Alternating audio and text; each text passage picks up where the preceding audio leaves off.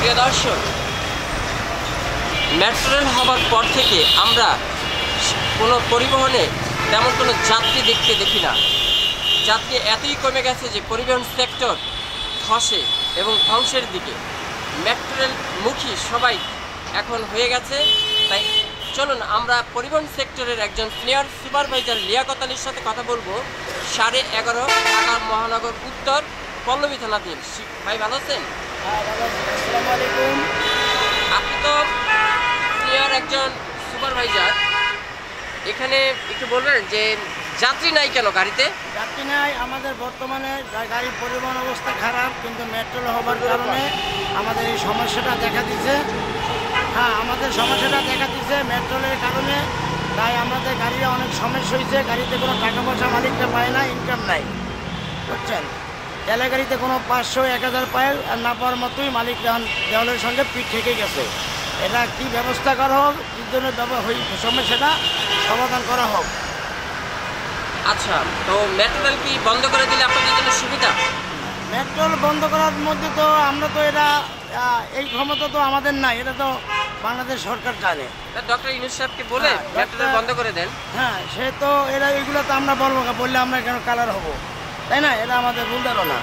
এটা তাদের পদক্ষেপ, তারা ওটাও চালাও, আমাদেরও ব্যবস্থা করো। আমরা কিভাবে থাকবো, বাঁচবো, কীভাবে চলবো সবাই মিলে, গরিবরা আমরা ডাল ভাত খাবো, চারটা কীভাবে খেতে পারবো, সেটাই আমরা চাই। স্টুডেন্ট না করলে আমাদের সেটাই আমাদের আশা। আচ্ছা আচ্ছা, ধন্যবাদ আপনাকে। তো আপনাদের গাড়িতে ড্রাইভাররা একজন আরেকজনকে ওভারটেক করতে যে অ্যাক্সিডেন্ট করে, এই ব্যাপারে কোনো ট্রেনিং দেন না?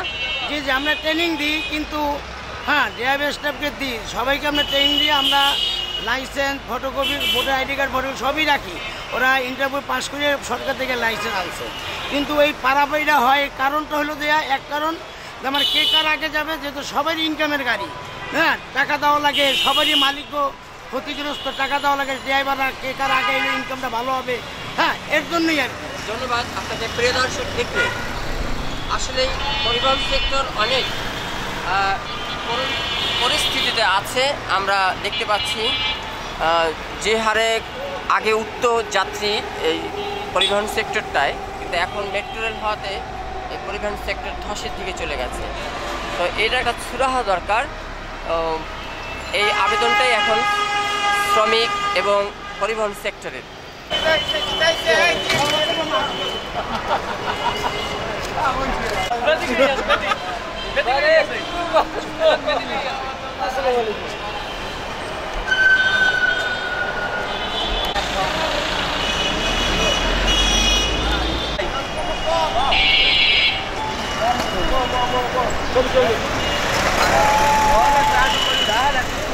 নতুন বাংলাদেশ কেমন চলছে দেশ, কেমন আছেন আপনারা?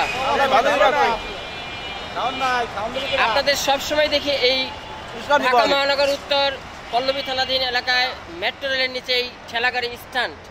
তো কাজকর্ম কি পাওয়া যায়? ওই মোটামুটি পাওয়া যায়। বউ বাচ্চা নিয়ে ভালো আছেন? কেমনে ভালো থাকে, কামাই নেই, বাণিজ্য নাই, খায় না বেটারা, ভালো থাকে কেমনে? আচ্ছা, ভালো।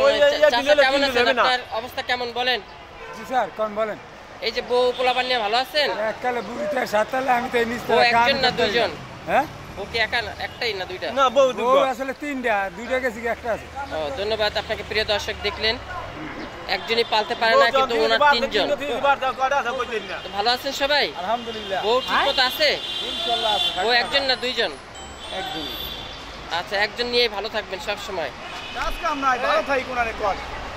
প্রিয় দর্শক, বউ পোলাপান সন্তান নিয়ে এই মানুষগুলো কষ্ট করে ঠিক মতন যে কাজ করবে, সে কাজ না আসলে কিভাবে করবে? কাজের সন্ধানে সবাই বসে আছে। মশার কামড় খেয়েও তারা সব সময় অপেক্ষায় থাকে একটি কাস্টমারের।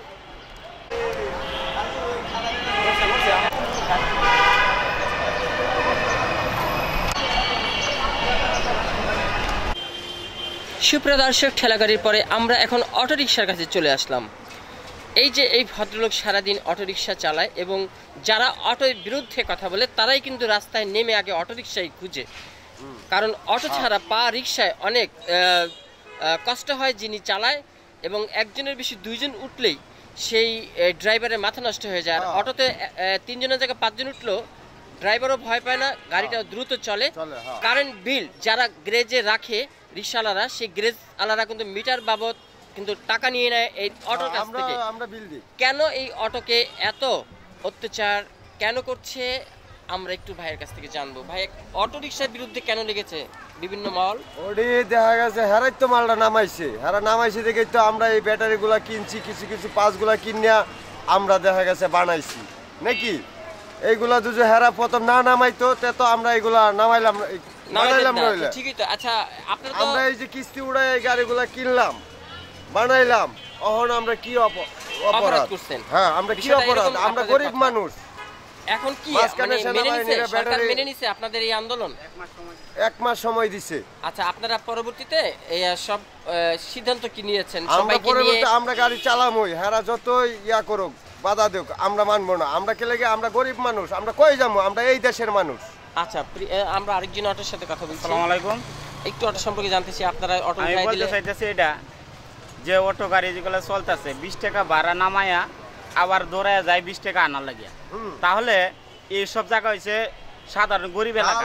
এই মিরপুর ডাল আছে, ওখানে আমরা তো পায়ে রিক্সা টানতে পারতাছি না, ঠিক আছে? আর নয়তো আমরা পায়ে রিক্সা চালাইতাম, একটা ডাল পায়া গাড়িটা তুলতে গেলে অনেক কষ্ট হয়। প্রিয় দর্শক, দেখলেন এই মানুষগুলোর দুর্ভোগ। হ্যাঁ, অনেক ডাল। তাহলে আমাদের কথা হইলো এই যে গাড়িগুলো যে এরা বন্ধ করে দিতে চাইতেছে, আমাদের গাড়িটা হচ্ছে লোন, আমাদের গাড়িটা হচ্ছে লোন।